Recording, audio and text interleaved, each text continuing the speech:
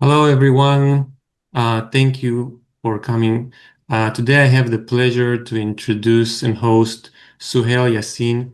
Suhail is a Palestinian. He was born and raised in the diaspora, and he lived in several countries in the Middle East and in Europe.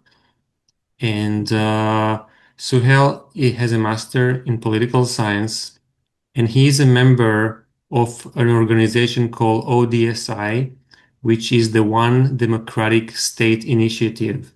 And I am also a member of this organization. Today we'll talk about the ODSI, and Suel can speak of his personal upbringing. And I just want to say a few words that I believe that the one democratic state is the right way to go. This is the right path to move forward. Of course, every group have different points of views. I'm not 100% in line with every single thing ODSI is stating, but overall, from the river to the sea, one democratic state, I believe this is the solution, and we'll talk about that today. Suhail, thank you for coming. Pleasure. Okay, Suhail, so just say a few words about your personal life. You identify as a Palestinian. Maybe speak about your family origins. Okay. Um, I'm a diaspora Palestinian through and through. My grandparents were exiled during the Nakba, went to Lebanon. His dad's side stayed in Lebanon. Mom's side went from Lebanon to Jordan, and I was born in the US. So the only point of continuity in all this is being Palestinian. Uh, I study I've recently graduated with a master's in political science. And before that, I did like a master's in international relations. I'm a little too into studying for my own liking, I'm afraid. Uh, I live in Brussels. It's a city with problems. Unfortunately, a few days ago, Brussels broke the record for the Belgian record for the most days without a government. So, Wow. they're making records, not for good reasons, but they certainly are making records. Hmm. And life is fine. I've been stressed on and off over political events, though I feel like it's a little impossible not to be. Yeah. And but life goes on. You struggle on, I suppose. Yeah. Um, I want to talk about ODSI, but I want to mention before that it's interesting you mentioned Brussels, that's in Belgium. Yes. And Belgium is an interesting country considering the split. It's like split in half basically into two areas. And that wasn't planned for me to be part of the conversation, but I just thought of throwing it out there. Definitely a country with problems, like you say. But I think if we do think about it, they are working towards working it out peacefully. It's Hmm. problems that are solved in a peaceful manner. There's no like civil war or major violence going on. So I think, many people in Israel or maybe others say, oh, why should we go for the one state? Look at Belgium, right? They will say something like that.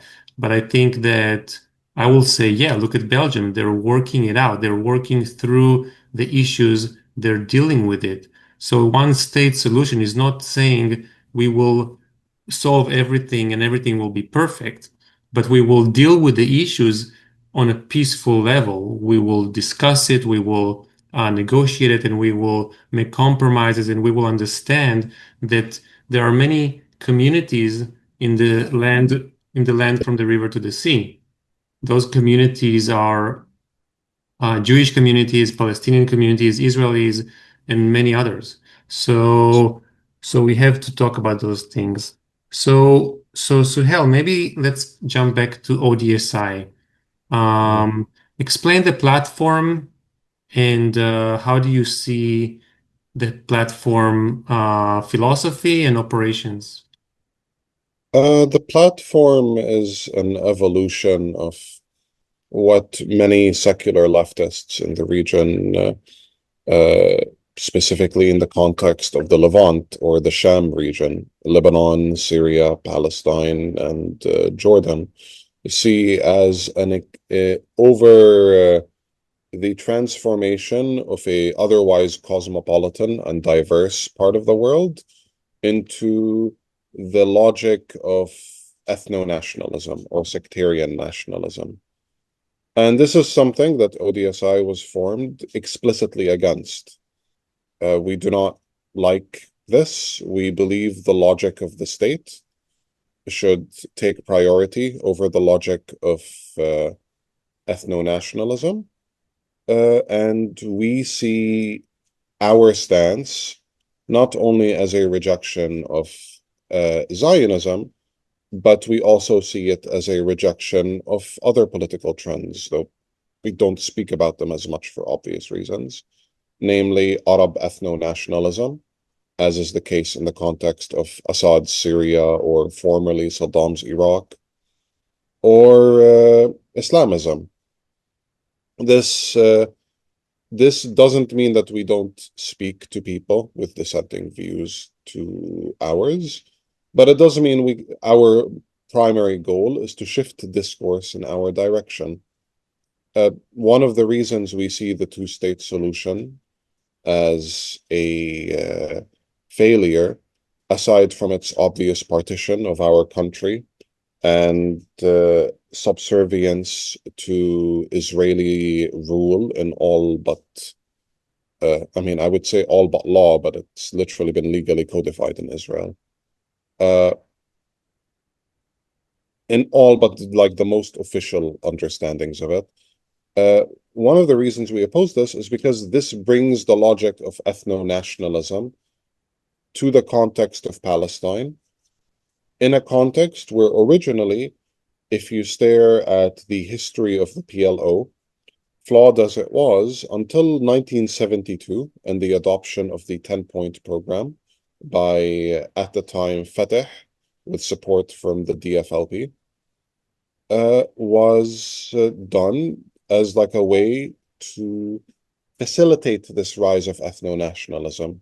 And this is different because where before people were unequal, but nonetheless interacting with each other all the time.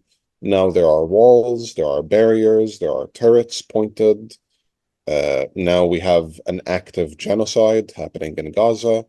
We have active ethnic cleansing happening in the West Bank. Ben Gavir was running around in the Bedouin communities in the south. Uh, and this logic will not stop at us Palestinians. Lord forbid, should it not end with us, it will be Israel eating its neighboring countries and likely down the line eating itself because the logic doesn't end. Because the logic of the state isn't what's ruling the country anymore. It's the logic of a particular subsection of a group of people. And we are against this. Mhm. Okay. I agree with everything you're saying. Um, I think it's as a person like myself who identify himself as an Israeli, Mhm. um, I if I would bring a typical Israeli here, he would say, "Listen, Suhail, what you're saying is wonderful, but unfortunately, Jews need a state for the Jews in order to survive." We've seen what happened in the Holocaust, and the only way Jewish people can survive is by having a Jewish state. So, what would be your response? Not that I can't empathize with the knee-jerk response to persecution. Like I've lived under that all my life. We Palestinians are not treated very nicely in other Arab countries, as I don't doubt you would know. But I just don't find the idea of solving ethnic persecution by creating an ethno-state to be a viable long-term idea. I think what you end up with is a situation where people's identities are securitized, people's understanding of the world is securitized, flawed as it may have been like a century ago. No doubt, like we can stare at, for example, what happened in Yemen 300 years ago, or various cases of Jews being discriminated against in the Arab world. But Jews were in the Arab world. They were thought of as Arab. They thought of themselves as Arab. Hmm. The creation of Israel gave a sectarian prism for people in the region to view Jewish identity as inherently Zionist, as inherently Israeli. And there would be people who would argue those two things are not the same thing. And there would be people who would uh, argue that what Israel didn't stop at Israel. Like we see this logic in Lebanon, where Lebanon was founded as the Maronite nation state, and the result of that ended in exactly the disaster you would expect. In Hmm. Syria, we're seeing the beginnings of what I would argue is the understanding of Syria as not a nation state, formerly the Arab nation state, run by like a nominally secular dictator. Now it is a Arab nation state run by a Sunni uh, authoritarian figure that is increasingly ethno-nationalist in his approach to minorities within Syria. Uh, and you could argue, yes, Sunnis in Syria were discriminated against under the Assads, especially under Bashar. You could argue that Maronites underwent a genocide during the Ottoman years. And uh, if we look at Palestinians, like my own, there are horror stories from my father's side of the family as they lived through the Civil War. I don't believe that, I don't call for Palestine to exist because I believe that Palestinians in Lebanon, for example, are not entitled to civil rights or duties, or that they don't have the right of return. I call for it because I think it's the fair thing to do, and I reject ethno-nationalism. And this is the prism through which we as ODSI see things. Uh, we believe Jews in Palestine, in the Arab world, and in the world at large are people. They are parts of society. They are not isolate.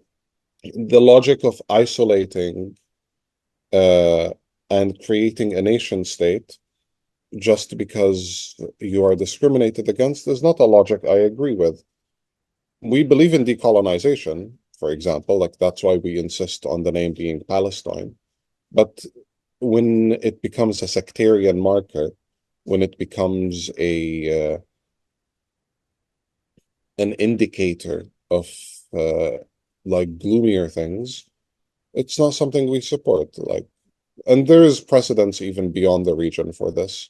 Of course, like the Serbs also went through the Holocaust, and that logic took us to the Yugoslav wars, and the rest is history. Like, I can empathize with oppression. I legitimately can.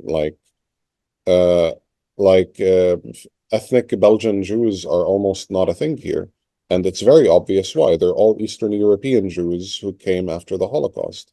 I understand what genocide does to a group of people. I say because Sabra and Shatila in Lebanon was a genocide, and we Palestinians have underwent that. Of course, Hmm. not in the severity of magnitude to the Holocaust, Hmm. but genocide does things to a people that Hmm. I would not ever wish on anyone. Hmm. But nonetheless, the core is this: we cannot live like this, Hmm. and it's important to start somewhere. Yeah, very good. I want to talk about the vision Mhm. of the state because rejecting ethno-nationalism, I'm 100% on board with that. But I Mhm, do believe that, assuming that we are talking about a state, mhm, one um, democratic state initiative is a state. So let's just say for now we're talking about the area from the river to the sea, right? mhm, Um, in order for a person to identify, it's not enough to identify with his, let's say, Judaism or Palestinian identity or Israeli identity. If we're talking about a state, we need to be able to also identify with the state. mhm, The way I think about it, it's like a mirror. When I look at the state, like let's say the flag, I want to see a part of myself in that. I mhm, want to feel like I'm part of the family. When I look at my mhm. parents, I want to see a part of myself in my parents. I think the state operates a little bit like a father or a mother. So so how do you, in other words, there is an identity to it under which I can live with my other identities. Mhm. So rejecting ethno-nationalism is good and I support it, but I also feel there needs to be a vision of what are we for, not just what we are against. So we're for democracy, we're for equality. I'm sure we're on board Mhm. with that. But other than that, I do believe people need to be able to look at the flag or look at the name or look at the symbols and see part of them in there, some reflection in them. So is there something that is being discussed on that level of what are we offering for the people as another umbrella identity that we can be supportive of? This is where, like, I have to mention that we are in support of decolonization, which unfortunately, and I take zero pleasure in this, is a process through which you have to, like, remove the legacy of colonialism. This is why the name is Palestine. This is why the flag would be the Palestinian flag under the vision of our movement. Hmm. Now, the what should people identify with is an interesting question on the other hand, because something that was we would always like discuss is that okay, you have elections right now and like uh, you have a Palestinian majority state. And let's assume, because I believe the polls say Hamas would get like 40% of the vote, which wouldn't surprise me at all. Uh, and let's assume you have like an Israeli Jewish plurality to significant minority. And you have the concern of how do you safeguard the rights of people? And the answer is very simple. You build strong institutions. If the institutions are strong, if they protect people, Hmm. then that's the main thing that matters. Like in Belgium, and Belgium has elements of a confessional state, which I certainly dislike between Flanders and Wallonia. Uh, but why are, for example, like Vlaam Belang not running around into like the Jewish neighborhoods in Antwerp and like shooting people up, even though they're Nazis, mind you, like they're just Nazis in Belgium. And the reason for that is because the Belgian state is a strong state.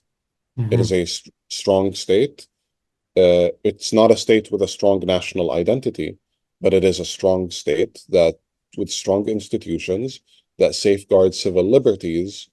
You also have a monopoly of violence because carrying arms is illegal in Belgium, for example. But uh, this part is extremely important for people to coexist with each other.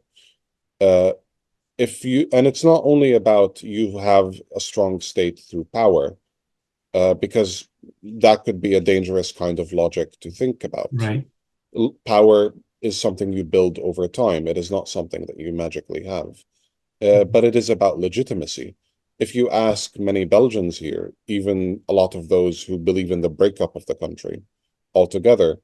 Uh, they have a respect ingrained in them for the country's institutions, Mhm. uh, for what those institutions give to the country, and how that contributes to the social fabric of the country. When you say constitution, sorry to interrupt, you're referring Institution. to, yeah, you're referring to, I'm sure you're referring to some of the mechanism the state is using Mhm, to ensure safety and abidance of the law. mhm. Police, the courts. Are you also referring to other institutions that are more cultural or, Yes. okay, Yeah. Like, for example, I live in like a working class part of Brussels. There is like not a soup kitchen, that would be an incorrect term, but there is like a communal food center here, and that hmm provides food for the poor and needy. hmm Uh, I could walk around and I will see like a multitude of civil society. Admittedly, it is Brussels, so hmm not all of them are Belgian, but hmm uh, you have civil society organizations. This is where democracy is very helpful hmm because civil society organizations that are hmm free to operate help different groups of people. hmm And those civil society organizations are not at war with the state. They operate within it, both obeying its rules and coordinate with the state. hmm Uh, you also have the welfare state in Belgium. Like for example, we were paying the heating bill, my wife and we are residents of this country. We are not citizens. hmm But it came to us that like, oh yeah, they like the state gave us back money uh, because like we are not employed, for example, we're students. uh And uh, that's good. This is how a welfare state functions. There's Yeah. a relationship that What? average people feel with the institutions of the state. Yeah, I think what I was trying to get to is Hmm. that well, I guess I'll go back to the point I was making that every part of the society, or at least Hmm. every major, how should I say, when you have communities, when you have communities that are sizable, I'm not talking about individual one immigrant coming from one country, but when you have a sizable community, like let's say the Israelis in Israel, Palestine, I call it Israel, Palestine. No Um, problem. when you have a sizable community, they need to be able to see themselves in the symbols like the flag, the name, the national anthem, and many other symbols like symbols on the coins, Hmm. symbols on the buildings, certain representation in cultural activities. So, is there? I'm curious to know if in ODSI conversations and meetings Hmm.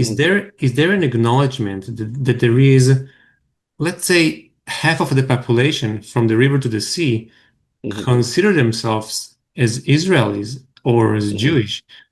Is there any concern to how to approach them in a way that's not going to alienate them? Other than,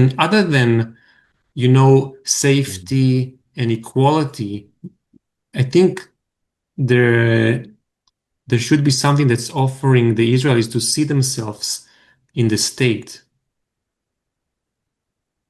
The fundamental problem, I think, with this like question is that when you are trying to solve a problem involving inequality, you have to understand that the person who's in the higher tier of hierarchy is sacrificing a lot of the time something to be equal to the people that they were either explicitly or implicitly oppressing. This doesn't mean that I don't think, I think there is definitely like Jewish institutions and organizations can and should operate in a democratic Palestinian state. But they should be able to like wave like flags and so on. And I think that's totally fine. But it is a necessity, however, I would argue, to de-Zionize is Jewish identity in Palestine. Because the problem is that, and you said it in the way you framed your question, the Israeli census marks being Jewish as being Israeli Hmm. to the Israeli census. And this is a relationship that Jews in Israel, for example, because Jews in Israel are not all sitting in a room and they're scheming to murder Palestinians.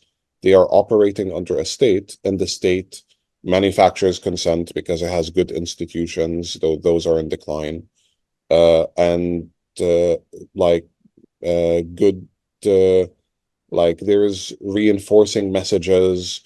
There is like uh, the attempt to make Israel feel like it's a genuine part of Jewish history and so on.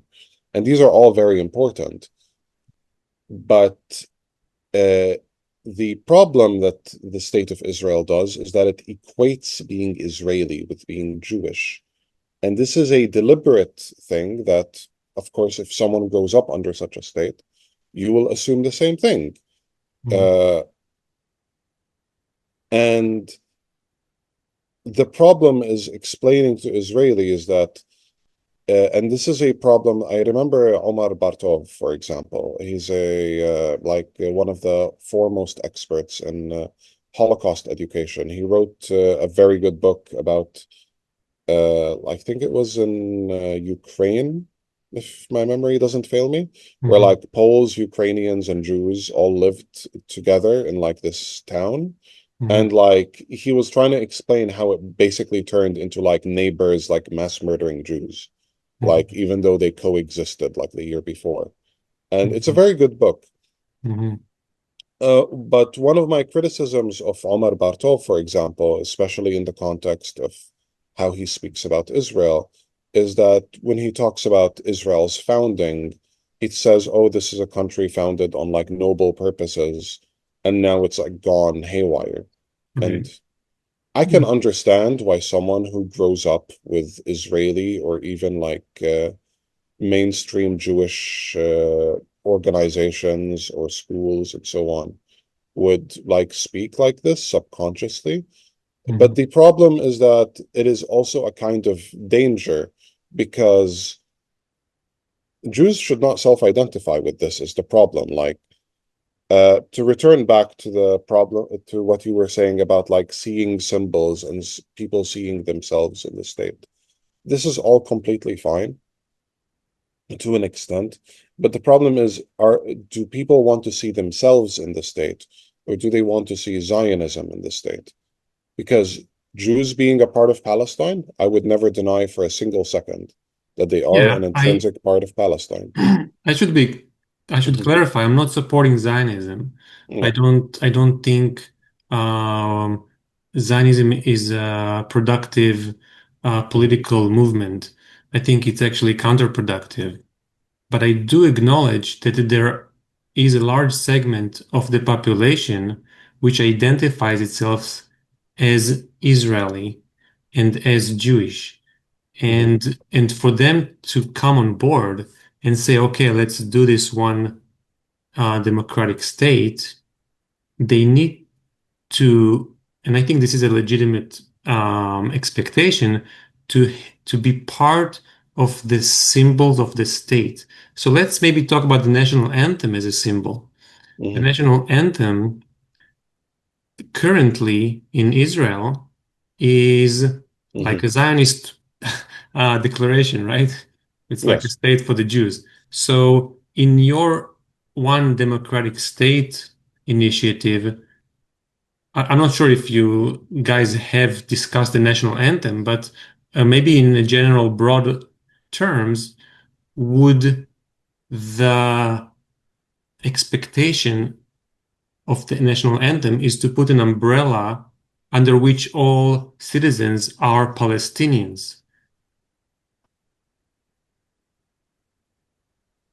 I mean, it's a little difficult because, for example, Fida'i, which is the national anthem for the Palestinian Authority, is a very like ex and is a very explicitly like a very Palestinian nationalist anthem. But then I think of Molteni, which is our unofficial anthem and the current national anthem of Iraq. And Molteni seems like very agreeable. It seems, I don't think Molteni even makes reference to the word Palestine or any specific group of people. What is Molteni? Molteni is the national anthem of Iraq and Uh-huh. the unofficial national anthem of Palestine. It Okay. used to be the PLO's anthem until, let me see. What Let me what I'm see. trying, yeah, what I'm trying to say is that a Yeah, state, 96. yeah, what I'm trying to say is that it's not enough for a state to say we are democratic and we are for equality and we are for anti Hmm. ethno-nationalism. There needs to be some values that are upheld as a as a like in the US we say it's the land of the free and the Free in the brave. home of the brave. Yes. Yeah, even though it's kind of like ridiculous, it actually works because people can feel that on a primordial level of some sort, you know? And when you put it with symbols and you put it in a national anthem and everybody sings it together, you kind of feel like it's doing its job, so to speak. The symbol is operating and it's giving us an umbrella under which we can all relate to. So I'm just curious because I guess that's something that I'm personally interested in. So I'm just wondering if there are discussion in ODSI about how to build an umbrella which can allow for not just the people who identify as Palestinians, because currently Israelis, Jewish people don't identify themselves as Palestinians. You're sort of Hmm. asking them to accept a Palestinian identity. And I'm wondering if there's a discussion about how is that process even going to happen. The problem with asking for how this process will happen is that you don't build legitimacy overnight. You don't, Mhm. and another important element is that Israeli Jews, a lot of the time, don't like, even if tomorrow morning I wake up and like the African National Congress in South Africa, like you build all this absurd amount of power, you're about to win, and you will be basically able to pass most of the laws you will want to.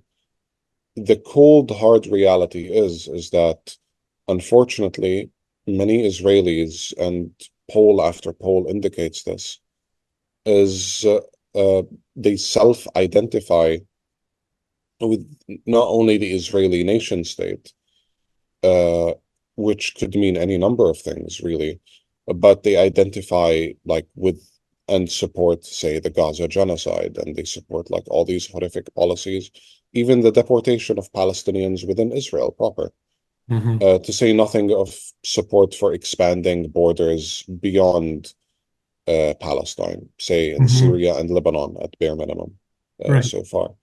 No, I do So, agree. so the problem with like you will never satisfy a lot of people. Like it's not possible to do so. What you try to do is you build something coherent because we see what the trajectory of the PLO from 1972, if you're going really far back, but most certainly from 1988 and especially Oslo onwards. We see this as uh, Palestinian society being like, or segments of Palestinian society being like, we will accept a two-state, but we only want to see people like ourselves all the time. And to an extent, this is an understandable reaction because Mhm. to an extent, this is an understandable reaction because we spoke about this in the context of Israelis, though that's a very different context. Mhm. But people, a lot of the time, genocide, like I remember Yuri Avnery, who like identified, I don't know if he identified as an anti-Zionist or post-Zionist, but he certainly did not identify as a Zionist. Mhm. And he said, he spoke in the context of Jews speaking about the Holocaust. And he said that, like, genocide does not make you a better person. It Mhm. makes you a lot of the time like worse. Mhm. You become like very diseased. You become Mhm. understanding that like in a very nihilistic way that like, oh, the world doesn't care about me, so I only have to look out for myself. Mhm. And unfortunately, you do not solve this problem by constantly like looking out for yourself all the time. Mhm. If I or people in ODSI believe that, we would say, yalla, 7 million Israeli Jews to the sea. And there you go. We found a Palestinian ethno-nationalist state. And I Mhm. don't believe for a single second that that state will be peaceful. I'm completely confident that we would turn into the Middle Eastern Rwanda and we would Mhm. run around like terrorizing countries. I'm Mhm. under no illusions uh, Mhm. of what would happen in the day after. Mhm. Uh, the what I'm trying to say is there is a time and a space, I think, for the conversation surrounding how do you build legitimacy, symbols through like currency. Maybe you mention Palestinian or Israeli, like anti-Zionist Jewish figures, and reframe them, of course, as Palestinian. And then you frame them as like that they are like, these are like, because it's all about framing. Like in the same way, for example, in Belgium, uh, Flemish people were not allowed to speak Dutch in public buildings, for example.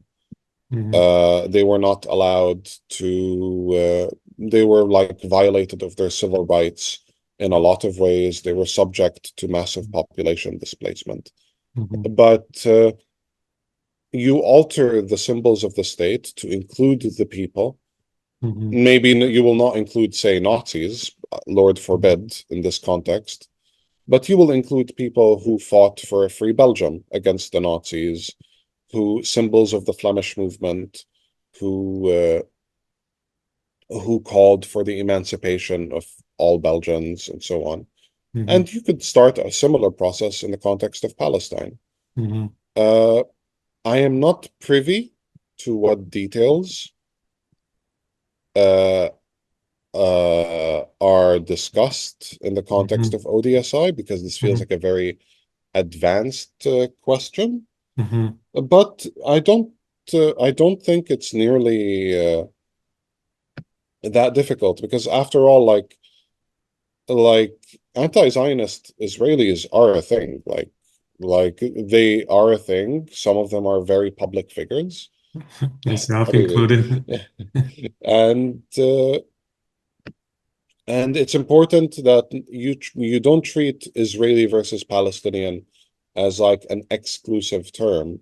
You treat it as an inclusive one to the best of your Mhm. ability. You do Mhm. decolonization. That Mhm. part is extremely important, Mhm. but you remove the sectarian elements Mhm. to the best of your ability. Okay. I guess we'll just leave it at that. I sort of have this little disagreement, right? Like I think Yeah. that I think that for me as an Israeli, it's tough to go to Israelis and say let's come on board and change the name to Pal or let's work with the Palestinian community, change the name to Palestine from the river to the sea, and incorporate a Palestinian identity. I find it as just too big of a token to swallow. But I respect your position. I'm curious to transition just a little bit and ask about Hmm. um, the in terms of actual real change.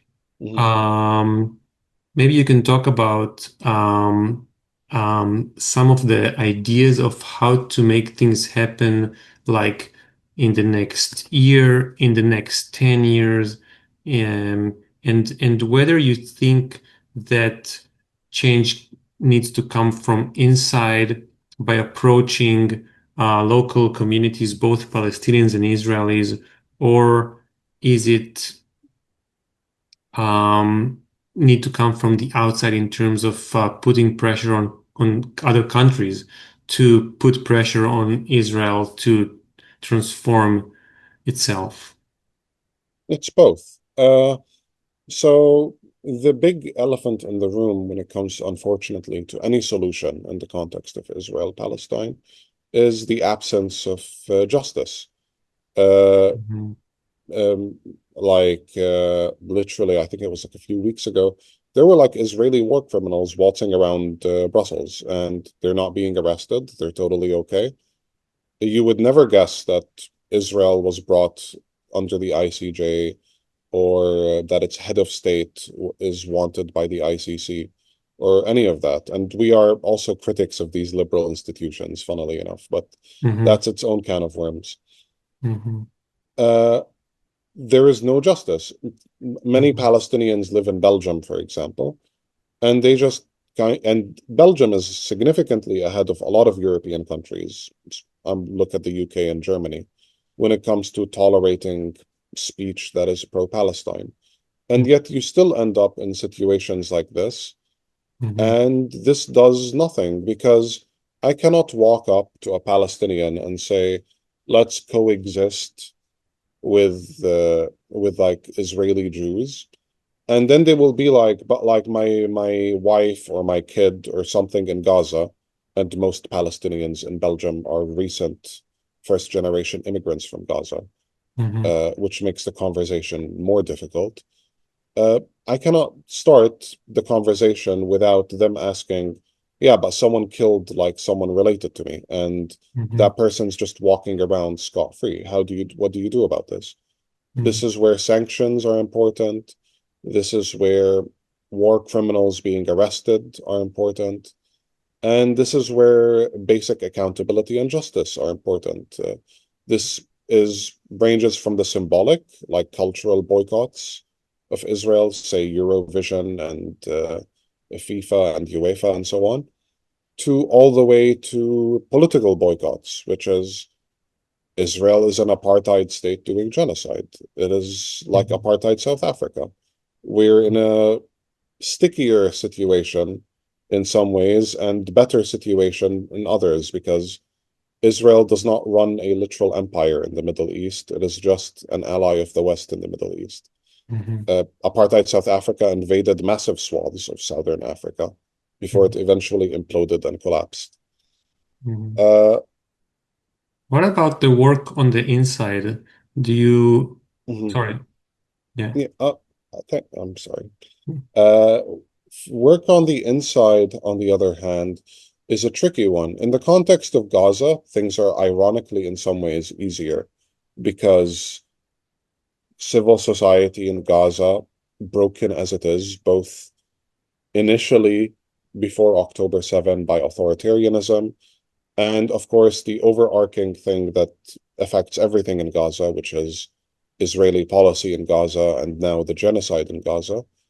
Um, it's through basic civil society. You provide, you try to explain to people, one, two, three, this is how we do things, this is what we believe. You will have people who agree with you, you will have people who don't. This is a very difficult conversation, and I certainly wish nothing but peace and security to our team in Gaza who do this, but it is a necessary one. And then, of course, you have the same things that other civil society actors do, which is you provide assistance to people in Gaza, you provide basic necessities to survive, and these are extremely important. Mhm. The West Bank, comically enough, is a more difficult avenue to operate in because people in the West Bank live under the permanent fear that they are the next Gaza. Mhm. And for Palestinians in the West Bank, the topic becomes, oh, if I try to do something like a, say, self-defense committee protecting Palestinians from attacks by settlers, uh, the Israelis may not even be the ones to crack down on it. The authority might do it for them Mhm. before the Israelis even enter the scene. Mhm. And this is extremely, it makes it impossible because people in the West Bank, this is, of course, where we go into state legitimacy. because in the same way that Israel legitimizes itself to its citizens in these specific ways, the authority legitimizes itself by saying, "Oh, but you're not being genocided. Hmm. We just have to like bide our time bit by bit and gain Hmm. international legitimacy."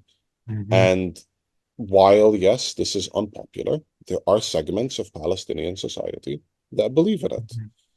Hmm. And this is a limiting variable, uh, Hmm. of course, on top of the fear that Hmm. people live under in the Hmm. West Bank. Hmm. As for Israelis, the main problem that comes with operating and contacting people in 48 is the surveillance state, the non-stop political suppression that people are under. And of course, you have the elephant in the room, which is most Israelis just don't see Palestinians as equals in any fundamental way.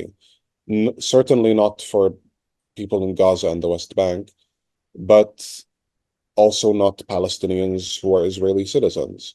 Yeah, well, And this is a limiting thing, but we still try. Like we have allies operating in 48. hmm. Uh, we try to reach out to them. Hmm. We try to speak with people on the ground. Hmm. But we are unfortunately understanding of the reality of the region we are in. Yes, Hmm. Habiba. Keep going. Yeah. Um, I just want to say regarding you made a point that you live in Brussels and maybe you have neighbors or you're familiar with people who are Israelis and you would say, how can I talk to them? You know, they Israel soldiers just killed one of my relatives and maybe this Israeli knows another Israeli who's injured or killed. I think that even though it's correct that it's very difficult, I also think it's necessary to reach out because the communities on the ground from the river to the sea are really a mixture of Israelis and Palestinians. And I believe that this has to be a joint effort.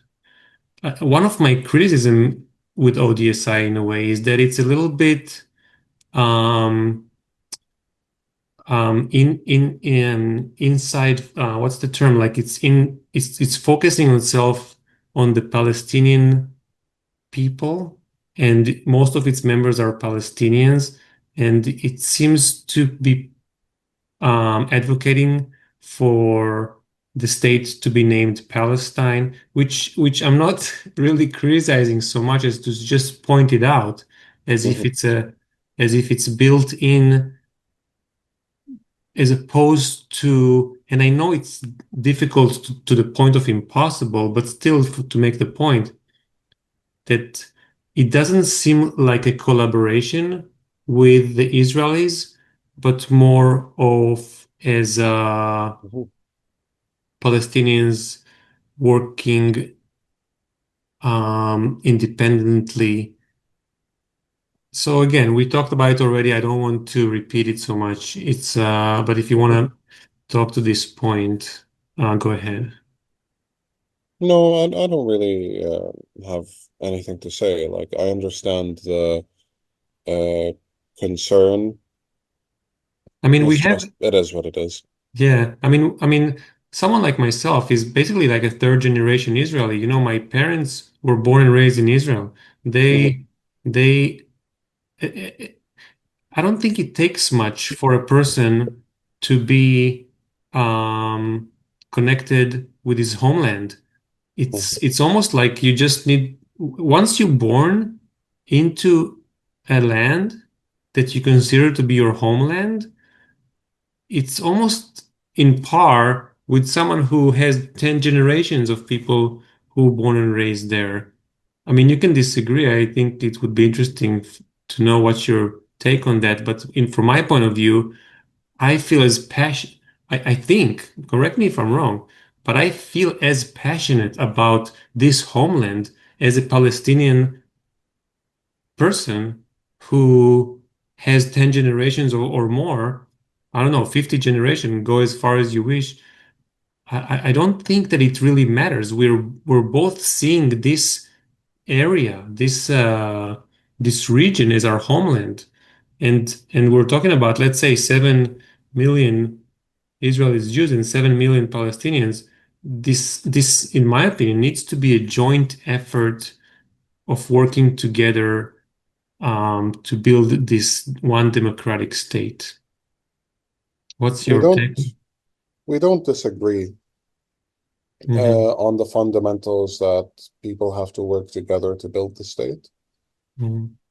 I suppose the part I would disagree with is the context of like people having like roots in a given homeland because like um Palestinian society is fractured, and it is fractured specifically as a result of the Nakba, the Naksa, the 82 invasion of Lebanon, and other like events, which which broke up Palestinian society and turned it into what it is today. With Israelis, the problem is that, and I do think this is where the fundamental difference lies.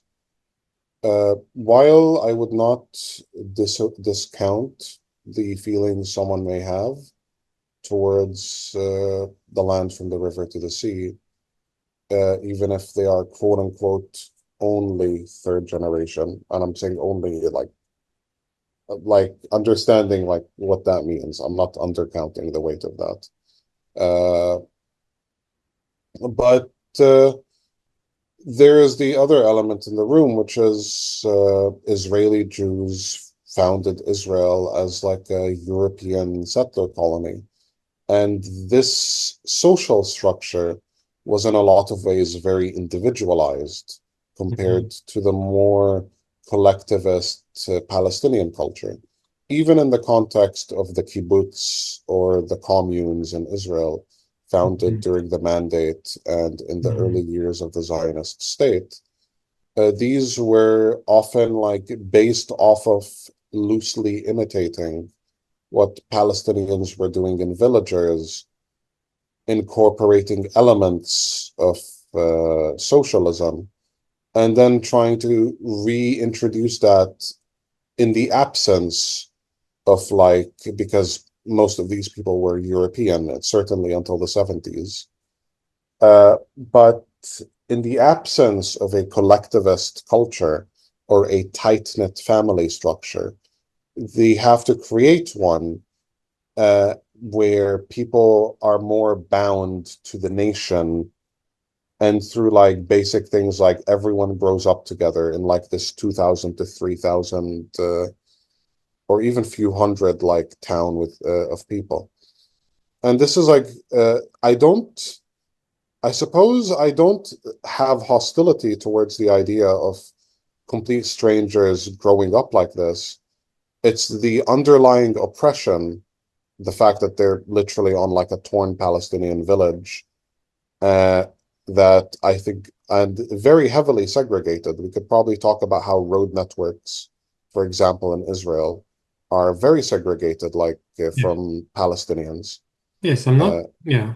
yeah, like the problem is that the social structure that exists in Israel isn't inclusive. Like you are completely correct in one respect, which is if you are a third generation Israeli and a 50 generation or whatever Palestinian, and you live in the land from the river to the sea, there is nothing stopping people from living together, but the state in and of itself prevents this. Like people are segregated from each other. In the West Bank, this is especially obvious, but in even within Israel proper, like 48, this is also extremely obvious. Yeah, I'm not And disagreeing. I'm not disagreeing of any of your mhm, criticism of Zionism and the current mhm. situation. I'm just trying to find a vision that is coming from both sides of the aisle, so to speak. It just has to be inclusive of Palestinians, I suppose. Like people have the right to feel that Palestine is their homeland. Uh, the core problem is the is the segregationist element to what you have going on here. I Yeah. honestly think it's a lot of the time like it's kind of really that simple. Like I'm not going to tell someone born in Tel Aviv it's their fault that they were born there. We can't control where we're born. I certainly did not choose to be born in Miami. But like the core problem isn't where you're born and isn't what you grew up with. The problem is what do you personally have to do about it and how do you make that change? Hmm. And the core reality is Israelis, broadly speaking, are conditioned to a position of apathy at best, to extreme hostility at worst, Hmm. when a Palestinian speaks about Hmm. about any like oppression or any like sacrifice an Israeli must have to make Hmm. in this context towards like liberation and equality. Hmm. I suppose like if there is anything to take from anything I say, that's the cornerstone of what ODSI like stands for. Hmm. Because the problem, if we securitized tomorrow morning, and I'm certainly guilty of this because I did mention demographics earlier, let's assume you have Palestine from river to sea, which would be plurality Arab Jewish, because Hmm. Jewish identity in Israel is very exclusive of Arab identity, Mizrahi and Sephardic Jews and so on. Hmm. Uh, The problem is the fact that these two communities would stare at the demographic makeup of the country. And because of the existence of the Israeli state, and before that, the existence, like the Mandate years and the Ottoman years and so on, they have been very heavily conditioned to view sectarian identity in this manner. Something that I remember seeing Elaine speak about was if tomorrow morning there was a Palestinian state, and for whatever reason it was majority Jewish, in theory, this shouldn't be a problem because what matters is that people understand themselves or identify with the state and its institutions and are Palestinian. And as long as other people are fine, it's okay. But then the problem we walk into is that this is not how people think. Hmm. And you have to, and decolonization in this context does not only mean you fight violently against Israeli oppression, Yeah. you engage in boycotts and so on. It is understanding that we are not only removing power from the Israelis, like oppressing us, we are removing the entire social fabric or social inequality that's been enforced on people from the river to the sea Hmm. from the late 1800s at bare minimum onwards. Hmm. And I suppose if there is a message to take away from what I said, that's the fundamental problem. Whether you lived in Palestine, like I'm not married to a Palestinian, for example. I'm married to an Iraqi. Uh, Hmm. if there was Palestine from the river to the sea, I damn well expect she could be Palestinian. Like I would not be like, oh yes, uh, like she shouldn't be. It's like, no, it's a civic state. It has to be. Like, and that should be the underlying logic, is what I'm trying to say. Yeah. Okay, so Hel, Mhm. I I think we talked a lot about many things, and it's a good amount of coverage that we achieved. I honestly want to tell you that I support the idea of a one democratic state, and I believe that um, all children who are born from the river to the sea deserve to be free equally, and Inshallah. uh, and I believe it is possible, and I wish ODSI luck in its project, and I'm doing something almost exactly very similar, Mhm. and let's continue with our work. الله Um, يخليك. يلا. thank you so much. ثانك يو. يلا take care.